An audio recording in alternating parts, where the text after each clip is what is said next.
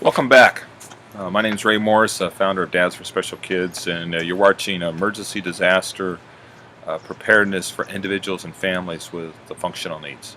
This section of the video is over self-disclosure and what self-disclosure is, how it works, and for me personally, this is one of the components I'm most passionate about. Being the son of a quadriplegic father whose greatest fear was the house catching on fire and no one knowing that he's there, and him physically being unable to evacuate. He cognitively has the ability and awareness to it, but he doesn't have the physical capability. And also being the father of a son with autism and severe cognitive delay, Zachary has the physical ability to evacuate and get out safely, but he doesn't have the cognitive awareness and ability to say, hey, I need to get out, to see the danger.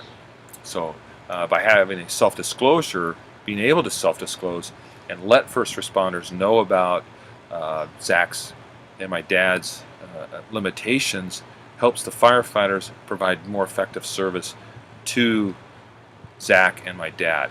So real quick, here's a little definition of what self-disclosure is, and you have to answer the question, is it right for you? Self-disclosure: when an individual or legal guardian discloses their functional need to an individual, agency, or organization. Okay? Pretty simple. You're just saying, hey, I want you to know about this. I want you to know about me and my limitations or my functional limitations before an event takes place. So, you can see this on the slide right now as I'm reading the definition. Also down below it says, you have to consider self-disclosing your functional needs, considerations to your local fire, police department, and your Office of Emergency Preparedness. By sharing this information, your local first responders will know valuable information prior to an event, enabling them to provide effective service. Also, to be aware of your emergency and disaster preparedness plan. So that's very crucial there, because you're going to your first responders and say, hey, I want you to know about this, about me and my limitation. For example, for us, I want the Phoenix Fire Department to know about Zachary before an event because he's unable to self-rescue himself, and they will have to rescue him if we're not able to get him out of the house. Also, we're telling them, hey, we have a disaster plan. We're self-sufficient for 96 hours. That's crucial information for the fire department and emergency managers to know, because we're part of their community, so the emergency manager doesn't have to be concerned with us for 96 hours. He knows we're self-sufficient. And that's what emergency managers want. They want their community to be self-sufficient for 96 hours in the event of a disaster, because that gives the emergency manager a time to get things up and running to meet the needs of the community, to allow public works to get water back on, to power back on, okay, to clear the streets, to do whatever needs to be done to help the community recoup. Okay, our preparedness helps our communities be more resilient. Because the fire department emergency manager don't have to be concerned with us. He's able to turn those resources, and focus on other things to help the community get back up and running. Okay, so how does this work? This is what we're doing in Scottsdale with Scottsdale Fire Department, and also the Mesa Fire Department has agreed to do this. And this is just one disclosure process. We here in the Phoenix Valley metro area have a central dispatching, and all the fire trucks here in the Phoenix Valley are dispatched by two agencies, Phoenix Fire Department or Mesa Fire Department. All the fire trucks have GPSs. We cross borders. My fire truck I'm on in Scottsdale, we could be over in Phoenix, we could be in Peoria or Glendale. If they need us, we're going to go, and they dispatch the closest fire truck. So for example, I'm on fire truck 607 in Scottsdale, and we're over close to the Phoenix area, and all of a sudden an emergency kicks out and our fire truck's closer, we're going to go. It doesn't matter if it's a Scottsdale fire truck. We share resources back and forth. And a lot of communities are doing that. We also have a computer aid dispatching. And in our computers, we're able to store information, pre-plans about buildings and things like that. So it's a little information for what we're going into right next about our disclosure process and plan. So the screen that you're looking at here, you see where it says L602, that's ladder 602 in Scottsdale, and BC 601. All the fire trucks, as I stated, have GPSs on them. So as the fire trucks are moving around, a dispatcher can watch it on the computer screen and watch where the fire trucks are at. So if something emergency kicks out in a certain area, they know automatically through the computer which fire truck is closest, and that's the one that's going to get set. Also, as you look on there, you see those little orange lines. Those are indicating that those particular buildings have a pre-emergency plan drawn for them. So if you were to take your finger and you would click on the icon, you can't do it right here, but in the fire truck we can do it, and it would pull up a floor plan of that building. So we know where all the exits are at, we know where the hazards are, we know where all the electrical panels and the gas shutoffs and things like that.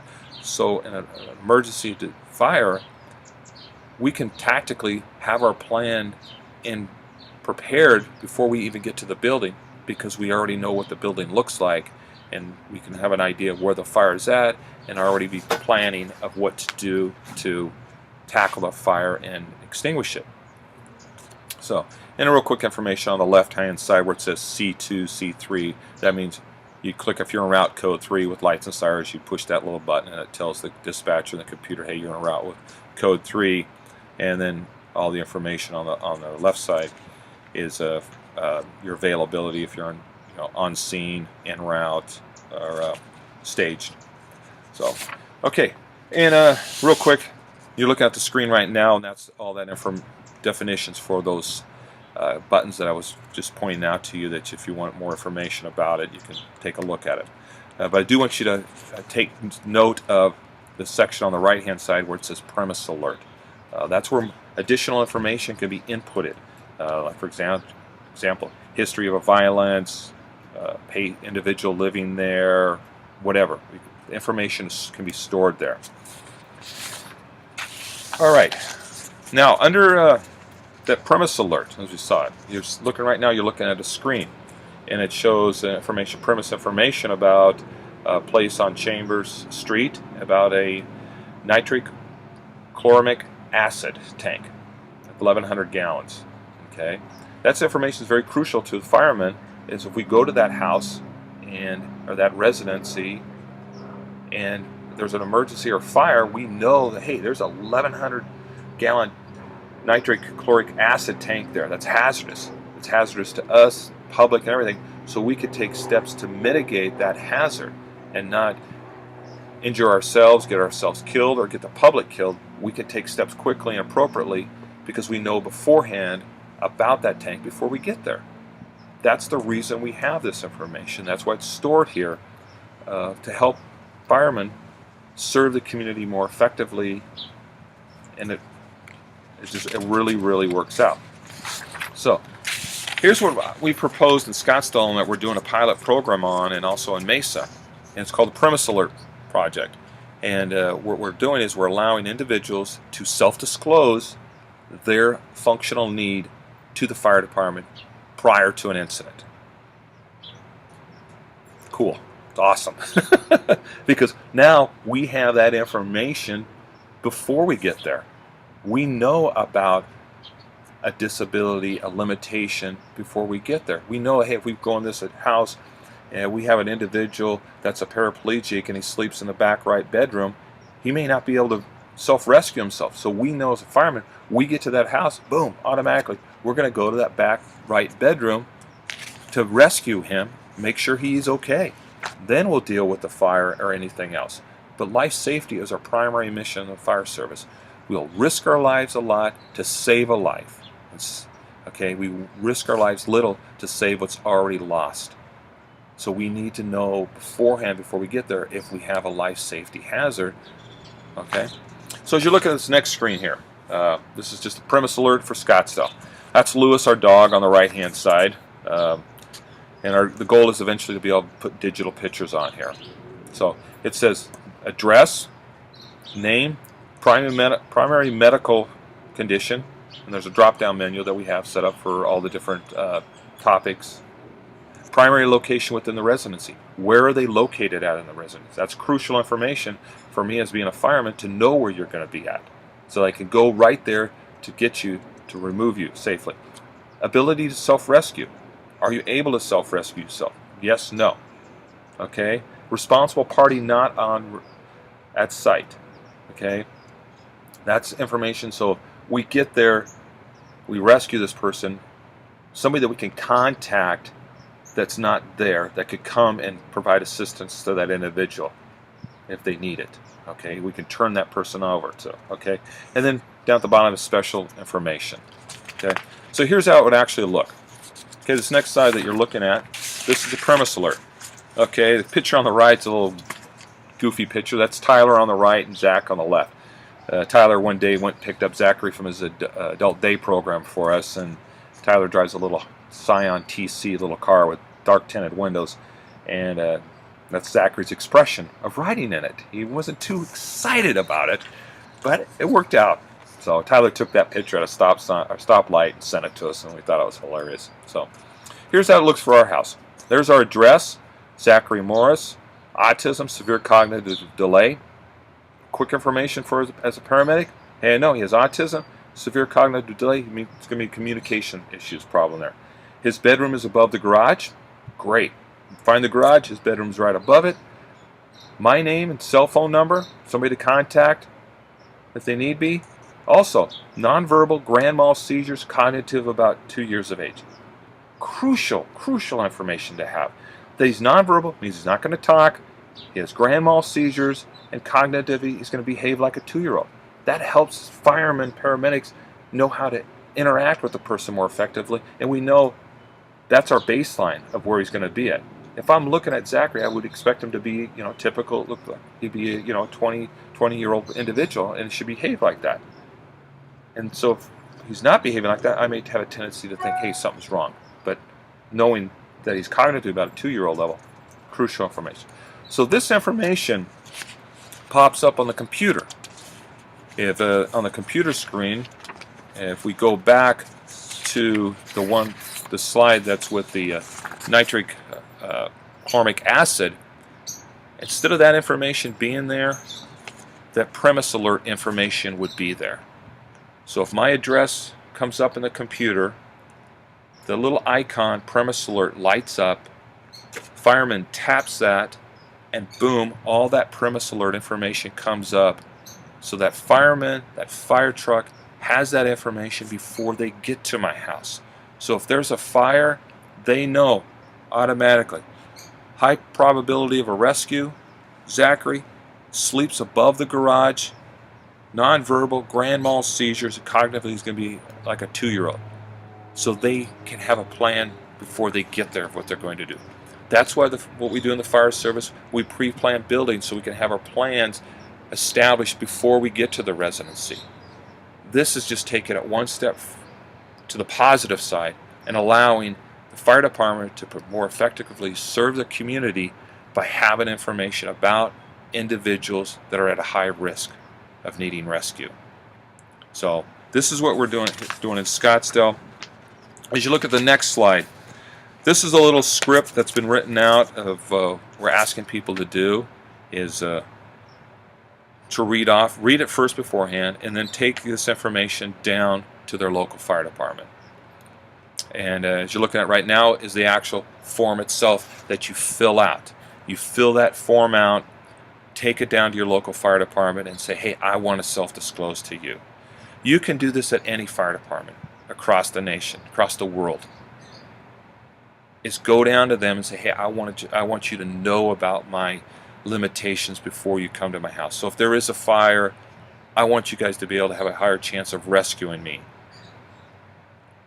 Here in Scottsdale, in the Phoenix area, this information is put into a computer. Your local fire station could take that information you're self-disclosing and put it in a little 3-ring binder that they carry in the fire truck. They have access to it. So if they're going to a house, they can pick up that little book, flip through it real quick, and look and say, oh yeah, we do have a premise alert. We have information about this individual. Oh wow, hey, it's an elderly lady, Ethel. She's in a wheelchair and she sleeps in the back left bedroom. So your firemen know before they get there, hey, they're going to have a high chance of a rescue, and they know where to go. Instead of waiting till they get to the house, which typically happens, and then we find out, hey, oh, there's a kid that sleeps upstairs and he has cognitive delay, and that's all I really know. That's what the neighbor tells us. Well, now the firemen have to revamp, readjust their plan for that. A fire doubles in size every minute. So if I pull up on my fire truck and all of a sudden I see the fire, I know where it's at, we're going to go fight the fire, a neighbor comes up and says, hey, there's somebody that lives in a wheelchair and they sleep in the upstairs bedroom. Now I have to readjust my plan as a fireman to go to a rescue mode. It's going to take me 20, 30 seconds to adjust the plan to go do that. The fire is already increased, almost doubled its size. But if I can have that information beforehand, now I can effectively go rescue somebody and save their life, and then deal with a fire. We can rebuild a house. We can buy new furniture. We can buy new clothes. We can't get a new life. We can't get a new individual. And that's what we want to save. We want to save the individuals. So this is the self-disclosure project we're doing here in Scottsdale and Mesa, Arizona. I encourage you, wherever you're at, to take this. If you choose to do it, fill it out along with your plan and take it down to your local fire station and share it with them and encourage them, hey, I want to self-disclose. Because they want to. Firemen, we want to serve. We want to do the right thing. But having collaboration with individuals, with our community, makes things a little more effectively. Also, I forgot to mention, as you look on that sheet with the information you're filling out, self-disclosure, there's a couple parts down there that you do have a disaster plan, that you are self-sufficient for 96 hours. That's crucial because the emergency manager of your community wants that information to know, hey, my community is safe. So he knows, hey, you guys are self-sufficient. You have a plan. He's going to go, great, thank you. And he's going to love you even more because you're making his job easier. Because, like I said, in a disaster, you can't rely upon the government. You've got to be self-sufficient for 96 hours. Okay? And also, you notice on the bottom that you're signing it. You're choosing your own free will to do this. And there's a little section for a witness to sign. Because, like for us, we have guardianship of Zachary, so we've got to be cautious of that. So, also, try to update, keep the fire department updated if there's any changes in your condition, or if you move. If you move, go back to them and say, hey, I moved, because we don't want old information. We want current information as a fireman, and you got to take responsibility as an individual too. So that's the self-disclosure. A lot of information. I'm very passionate about it, and I hope you choose to do it and work with your local fire department and establishing some type of self-disclosure for your community. So thanks a lot. Have a great day, and I hope to see you back on step number 2. Bye.